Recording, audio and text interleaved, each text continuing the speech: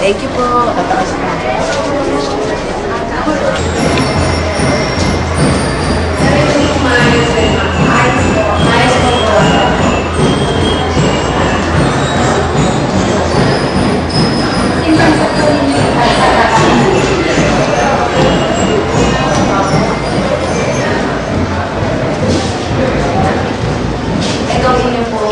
Ito po nagkakaroon ng bisita for practice po yun ng bata.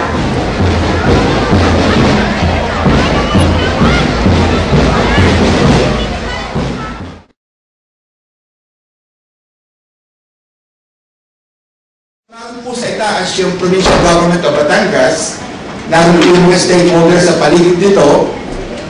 Narito po sa itaas nito yung Provincial talagang magaling at magsisipag. Yes, ma'am. I will elaborate on this later kasi later this, maybe sa other matters, kung ano man, pag-usapan natin sino-sino dapat maging member ng Provincial Monitoring Team. So, we can settle that later on. And then I'll just elaborate on that later, Mr. Dean. Yes. So, you may continue. So, yes, thank you. So, I salute the Thank you very much. Thank you, sir. May sabihin, mag-record ng committee report yung author.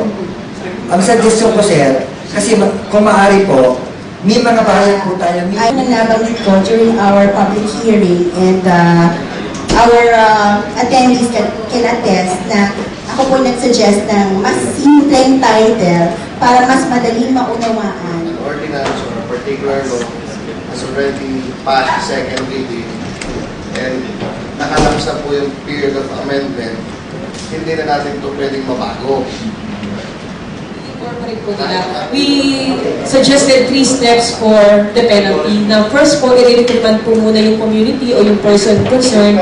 Second po ay notice, pero may penalty po na dapat po ay yung ginagawa po dati ng kay Mayor. Yung control landfill po ay kinukonsider po nilang legal kasi ito po, basta't mayroong chinek, pinag-aralan solid waste management, 30% lang ang success rate dito sa gobyerno, but 70% barangay level. ating gobernador ng Batangas. Thank you. Ang ating kagagalang gobernador, Duma Santos. O the nanay or the mother of the province of Batangas. So sa ating pong mga kababayan from Rosario, Batangas, sa mga bumubuo at namumuno po ng ating Batangas Lions Club at Rosario Batangas Leo Club, maraming salamat sa pag-imbita. I'm deeply honored and thankful to you for giving me this opportunity to be here and to be a part of your anniversary celebration and at the same time induction ceremonies for your new set of officers. Happy night. I need to be back if I can join you hanggang mamaya. Please understand.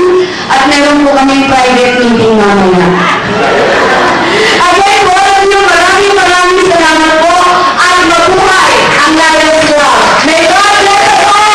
Happy anniversary. Thank you po. Thank you. We should have a short break because our provincial governor will